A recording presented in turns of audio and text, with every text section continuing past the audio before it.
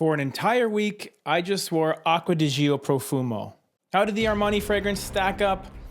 Well, let's find out. Right off the bat, guys, you can tell my setup is a little bit different.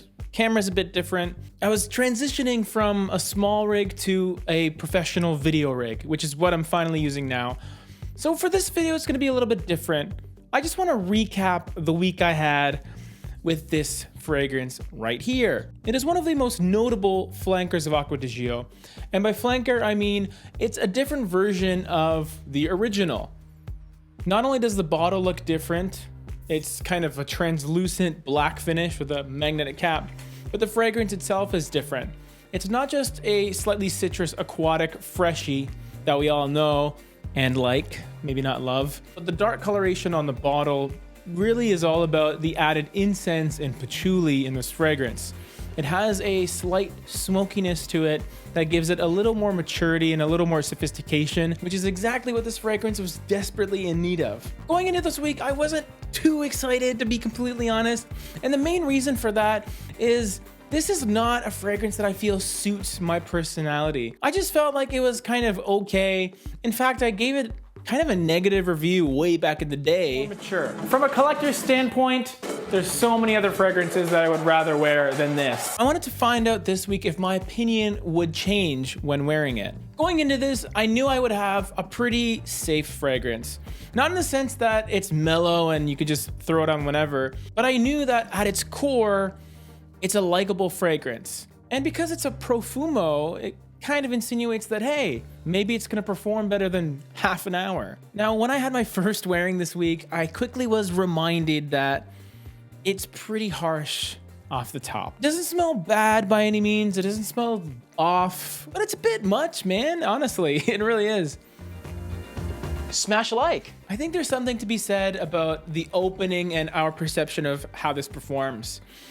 Simply because as soon as you spray it on, you're like, whoa, that's nuts. And it is nuts. While the original is light and summery, this one kind of has that, but it has other stuff going on. And it just gets up your nose and just stays there. So what I did was I invented something. It's a new fragrance application technique, patent pending, stamp R, copyright C, and it's called spray and walk away.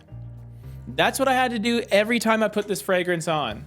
As soon as I would apply it, I would immediately leave that area. For two reasons. One, I had somewhere to go, so I didn't want to linger too much. But two, and the most important reason, is if I stayed in that scent cloud for too long, not only would my nostrils kind of hurt, like not nosebleed action, but close, but I would go nose blind to this fragrance. There's this term we like to call olfactive fatigue. I'm gonna get a little scientific here, and this is a bit of bro science because I haven't checked my facts. Proper YouTubing. Your body is smart and can filter out unnecessary stimuli, and a fragrance stimulates your nostrils, right? When you get a very strong smell coming in, your body will kind of get that and be like, okay, we don't really need to process this information, and kind of ignore this obnoxious smell coming up into your skull. This doesn't just happen with cologne. Your own natural smell has the same effect. You don't always smell you. In fact, you almost never do. And that's because your body is sort of canceling it out. That's what was happening here.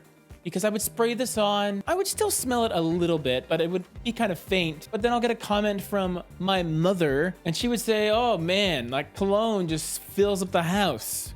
And it kind of does.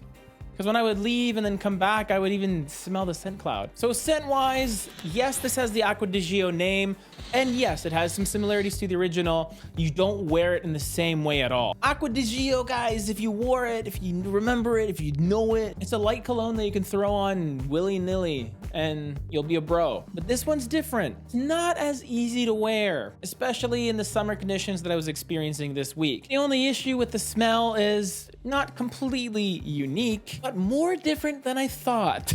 My go-to application was always 3 sprays, side of neck, and back of neck. And the reasoning for this is because of that strength that it has, especially in the first couple hours.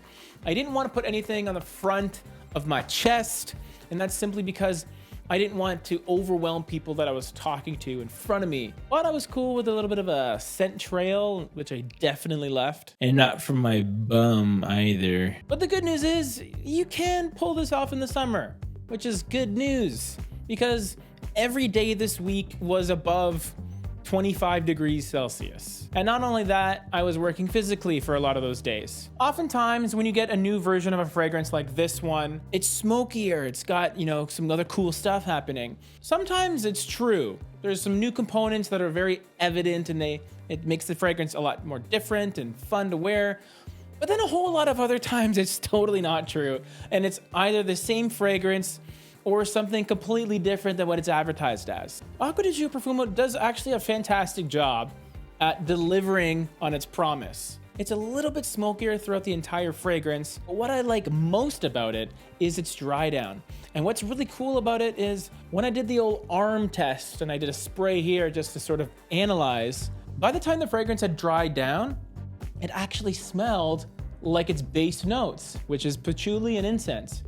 I would say it's more so patchouli, but there's clearly a patchouli base here, which I love. If you're not familiar with the Angel Men / Amen line by Terry Mugler, really cool rubber flask bottles with a cool star. And the main fragrance note that's sort of featured in all their line is patchouli. And it's a welcome addition in here. Because if you've had the original Acqua Di Gio, the dry down is your skin, because that's all that's left after a couple hours. So finally, performance. Like I said before, I did spray this on my arm in addition to my 3 sprays on my neck. So an hour after application, I got a comment saying, oh yeah, it smells like cologne in here.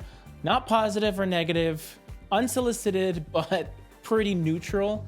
But that's when I wasn't even really in the vicinity. So the scent cloud, the scent trail was doing its thing.